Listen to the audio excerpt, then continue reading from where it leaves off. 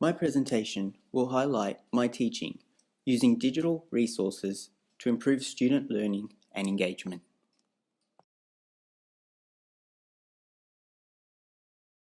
My methods are maths and science,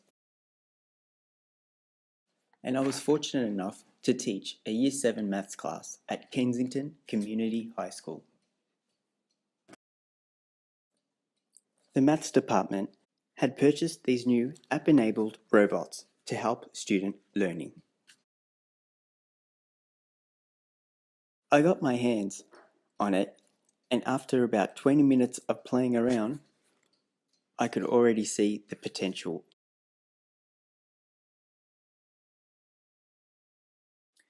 Okay, so what is this robot? These robots are called Sphero. These are app-enabled robots. Okay, and they're designed to foster creativity through discovery and play, while paving the foundation for computer science. So Sphero brings students together regardless of their skill level, their gender, socioeconomic status. This is a tool that nurtures students' imaginations, and you don't need to become a programming expert to use it. It's flexible and adaptable for all ages, all classes, and all subjects. This robot has multi-functions, such as motion and direction. It has color and light. There are sensors in it that can detect the acceleration. There are heat sensors that can detect temperature. And the coolest thing, it's a little ball. My mentor is a big believer in STEM. STEM education is the future. This is how we have to teach the kids of today, because in the future, everything is going to be computerized, roboticized, and engineered. So we need to actually teach these kids today how to program, how to code, and that's exactly what this Sphero aims to do as well.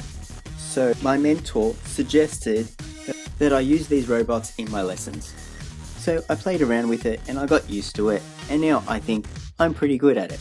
So now my objective was to try and integrate these robots into my Year 7 maths class. And we're currently learning geometry and measurement, particularly calculating perimeter and area of shapes. So how was I going to pull this off? There is a huge Sphero community out there, and they publish workbooks, activities, projects, and I got a really cool idea. So I designed a lesson to use the Spheros to calculate perimeter and area.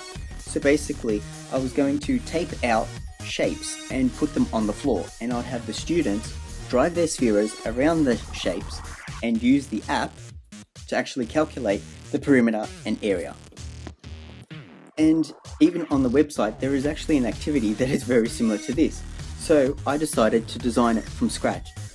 I created the worksheets, the activities, and how-to videos as well. And to get the whole digital experience, there was no writing involved. Everything was done on an iPad. So students would go online to actually get the worksheet and complete it on their iPad. As soon as I brought the Spheros out, there was excitement all around the classroom because, of course, there's a new toy to play with. So there's going to be a lot of kids getting excited and probably not being very productive. So it was important that I got my class management down. Now, unfortunately, my school didn't allow me to actually take any video of the kids actually playing with the Spheros, but what I am going to show you is my actual uploaded videos. The students would watch these videos first to actually get an understanding of how the Spheros work, but also the actual key concepts of the maths class, how to calculate area.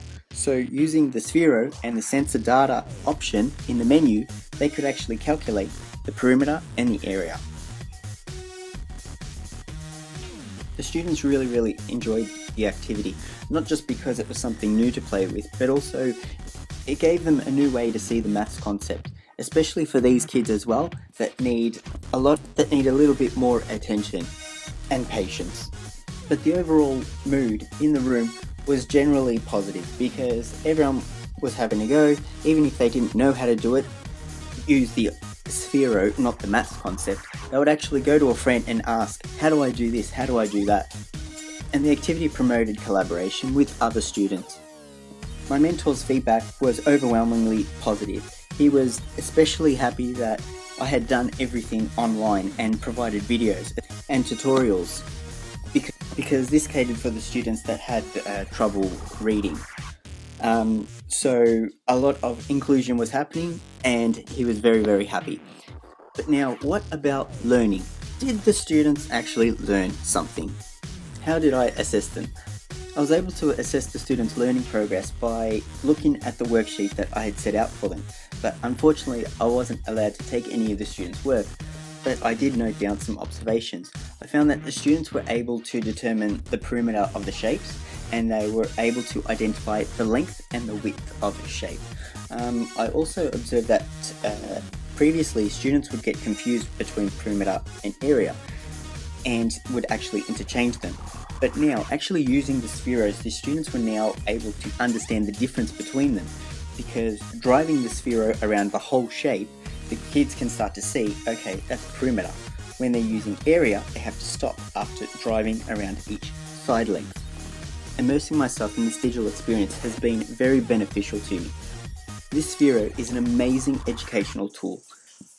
It gets the students engaged and learning in a different way that's not conventional. I'm so impressed with the Sphero that I went out and bought one, and I will be using it in my future lessons.